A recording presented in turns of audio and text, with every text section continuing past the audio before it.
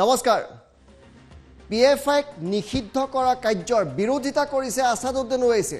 তেওঁ কৈছে যে মুছলমানৰ মুখ বন্ধ কৰিবলৈ আসলে পিএফআইক নিষিদ্ধ কৰিছে। পিএফআইক নিষিদ্ধ কৰা কাৰ্যক সমৰ্থন কৰিব নোৱাৰি।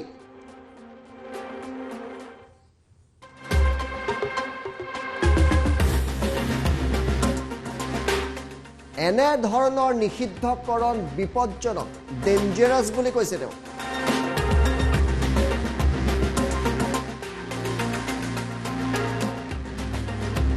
নিজা ভাৱধাৰা প্ৰকাশ কৰিব পৰা প্ৰতিজন মুছলমানৰ ওপৰত এয়া নিষেধাজ্ঞা। নিজৰ অন্তৰৰ কথা ক'ব খোজা প্ৰতিজন মুছলমানৰ ওপৰত এয়া নিষেধাজ্ঞা। পিএফআই নিষিদ্ধ কৰি ফেচিবাদী চৰিত্ৰ দেখুৱাইছে চৰকাৰে।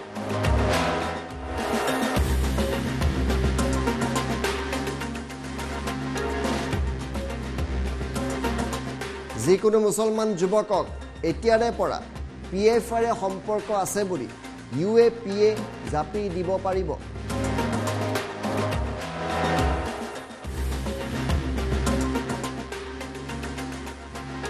UAPA লগালে জামিন পাবলৈও 2 বছৰৰ পৰা 3 বছৰ লাগে।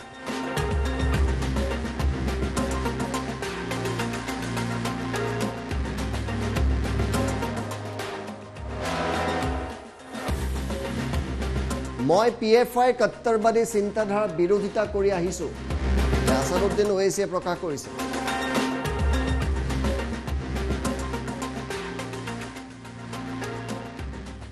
কেইজনমান ব্যক্তিগত লোকৰ অপৰাধৰ বাবেই এটা সংগঠনক নিষিদ্ধ কৰা হৈছে।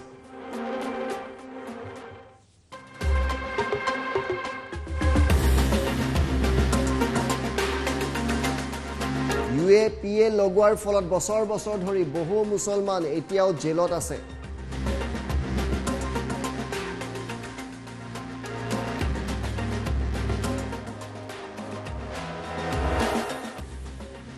আছাদুদ্দিন ওৱেইছে ক্ষোভ প্ৰকাশ কৰিছে পিএফআইক নিষিদ্ধ কৰা কাৰ্যত।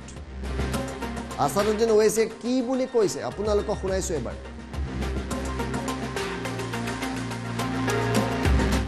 मैंने हमेशा पीएफआई की जो ये रेडिकल एक्सट्रीम अप्रोच है उसका हमेशा मैं अपोज किया हूँ और करता रहूँगा, चाहे कोई रेडिकल एक्सट्रीम अप्रोच अडॉप्ट करेगा। मगर ये बैन इसलिए हम सपोर्ट नहीं कर सकते क्योंकि चंद इंडिविजुअल अगर कोई क्राइम करते हैं उस बिना पर अगर आप ऑर्गेनाइजेशन को बैन करेंगे, सुप्रीम कोर्ट ने क्या कहा कि mere association with an organization is not enough to convict someone। ये जो ड्रैकोनियन बैन जो लगाया गया है ये मुस्तकबिल के लिए डेंजरस चीज़ है, क्योंकि आप ये कहना चाहेंगे कोई भी मुसलमान अपनी दिल में जो बात है, जहन में बात है वो ना करे। और जिस तरीक़े से हमारी इलेक्ट्रल जमहूरियत चल रही है वो फाशिज़म के करीब जा चुकी है। तो अब कोई भी नौजवान मुसलमान अपनी बात को रखेगा तो आप एक पैम्फलेट निकाल देंगे पीएफआई का और फिर वो जो काला कानून है UAPA का उसको इस्तेमाल करेंगे। और इस UAPA के कानून में कई मुसलमान बरसों जेल में रहते हैं, उसके बाद कोर्ट उनको बरी करता है। मैं हमेशा UAPA को अपोज किया हूँ और उसको अपोज करता रहूँगा, क्योंकि UAPA का कानून हमारे संविधान के प्रिंसिपल ऑफ लिबर्टी, जो हमारे संविधान के बेसिक स्ट्रक्चर का हिस्सा, उसके खिलाफ जाता है।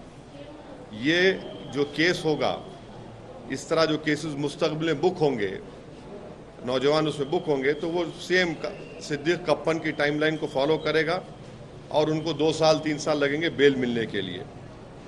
हमारा सरकार से पूछना ये है कि ख्वाजा अजमेरी रहमतुल्लाह अलैह की दरगाह पर जो बॉम्ब ब्लास्ट हुआ था, जिसमें मेरे कॉन्स्टिट्यूंसी का एक टोली चौकी हकीमपेट का रहने वाला उसकी मौत हुई थी, उसमें 2 लोगों को कन्विक्ट किया गया कोर्ट ने।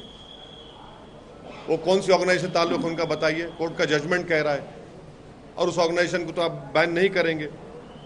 तो इसीलिए ये हमारा इस पर ये कहना है। अब मैं सवालात नहीं लूँगा, ये पार्टी का आप चाह रहे थे कि पार्टी का इसमें स्टैंड क्या है, ये आपके सामने में खुल के रखा हूँ।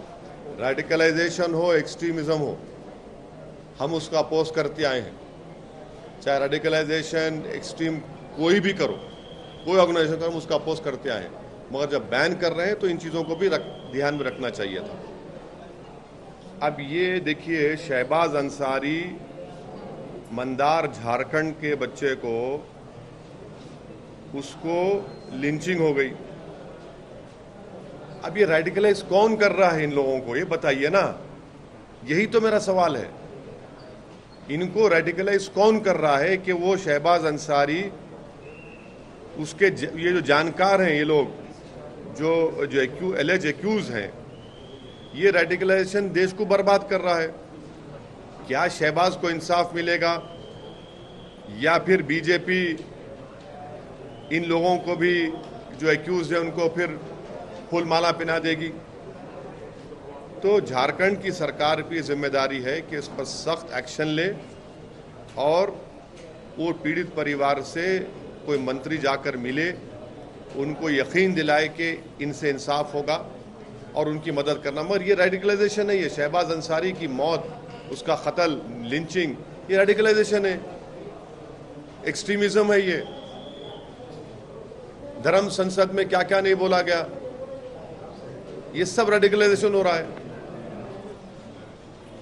This ban on PFI cannot be supported because actions of some individuals who commit crime does not mean that the organization itself must be banned.